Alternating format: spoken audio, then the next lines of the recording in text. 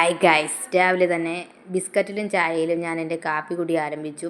ബിസ്ക്കറ്റും ചായയും പണ്ട് തൊട്ടേ ചെറുതിലേ തൊട്ടേ ഇന്നും എനിക്ക് മാറ്റാൻ പറ്റാത്തൊരു ശീലമാണ്. അതിനുശേഷം ഞാൻ ഇഡ്ഡലി കഴിച്ചു. ഇഡ്ഡലി പൊതുവെ എനിക്കിപ്പോൾ ഇഷ്ടമല്ല കേട്ടോ. സ്ഥിരം ഇഡ്ഡലി ആകുമ്പോൾ മടുപ്പാണ്. എന്ത് ഫുഡായാലും നമുക്ക് സ്ഥിരമാകുമ്പോൾ ഒരു മടുപ്പായിരിക്കില്ല. അതുകൊണ്ട് ഞാനൊരു 3-4 പഴം കുത്തി കയറ്റി. ഈ പാളയത്തോടൻ പഴം ഈസ് മൈ ഫേവറേറ്റ്. അതിനുശേഷം ഇന്ന് അയല മീനാണ് കേട്ടോ. അയല മീൻ തണുക്കാനായിട്ട് ഫ്രിഡ്ജിൽ നിന്ന് എടുത്ത് വെച്ചിട്ടുണ്ടായിരുന്നു. അയലമീൻ കണ്ടിക്കാൻ പൊതുവേ എളുപ്പമാണല്ലോ.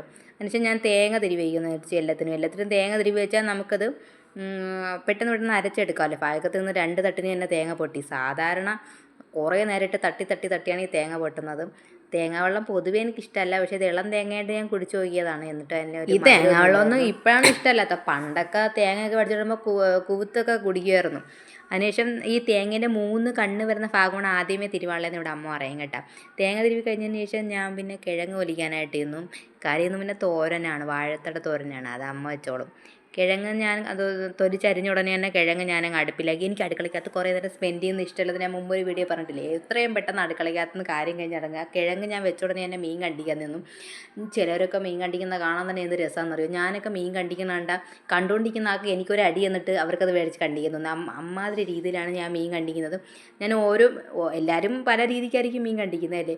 ഞാൻ ഓരോ മീനെടുക്കുക, അതിൻ്റെ എല്ലാ മീനിൻ്റെ സൈഡും വൃത്തിയാക്കി കളഞ്ഞിട്ട് പിന്നെ അടുത്ത സ്റ്റെപ്പിൽ തൊലി ചിരണ്ടിക്കളഞ്ഞ് പിന്നെ അതിൻ്റെ അടുത്ത സ്റ്റെപ്പിൽ എല്ലാ മീനിൻ്റെ തലയൊക്കെ കണ്ടിക്കൂടെ. ആൾക്കാർ ഒത്തു തന്നെ എല്ലാം അങ്ങ് ചെയ്തു പോവും.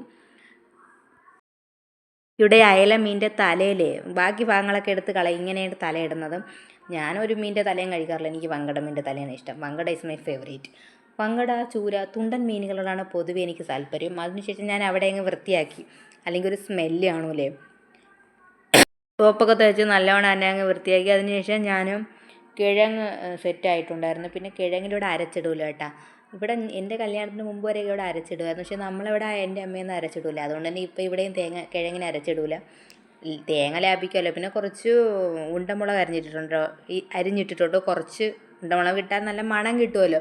കിഴങ്ങ് അപ്പം തന്നെ വേറൊരു പാത്രത്തിലോട്ടാക്കി. അല്ലെങ്കിൽ ചട്ടിയിൽ എത്രയും പിടിച്ചിരുന്ന് രാത്രിയാകുമ്പോൾ കഴുകാൻ വലിയ പാടായിരിക്കും. അതിനുശേഷം ഞാൻ അടുക്കള ജസ്റ്റ് ഒന്ന് വൃത്തിയാക്കി. തൂത്തിട്ടൊന്നുമില്ല, ജസ്റ്റ് ഒന്ന് വൃത്തിയാക്കി ഇറങ്ങി. ഞാൻ തുണി കഴുകാനായിട്ട് പിന്നെ അങ്ങ് പോയി. അപ്പോഴത്തേക്ക് ഞാൻ തുണി കഴുകിയൊക്കെ വന്നിട്ടത്തേക്ക് മീൻ കറിയൊക്കെ സെറ്റായിട്ടുണ്ടായിരുന്നു. തോരനൊക്കെ സെറ്റായിട്ടുണ്ടായിരുന്നു. പിന്നെ സാമ്പാറുണ്ടായിരുന്നു കേട്ടോ ഇന്ന് രാവിലത്തെ. പിന്നെ മുട്ട ഉള്ളിയൊക്കെ ഇട്ട് പൊരിക്കാൻ എനിക്ക് ഭയങ്കര മടിയാണ്. പൊതുവേ ഞാനൊരു മടിച്ചാണ്. പിന്നെ ഞാൻ മുട്ട ഇങ്ങനെ ചിക്കി തോത്തി എടുത്തു. ഇവിടെ ഫസ്റ്റ് ചോറ് കഴിക്കണം ഞാനാണ് കേട്ടോ. 12 മണിയാകുമ്പോൾ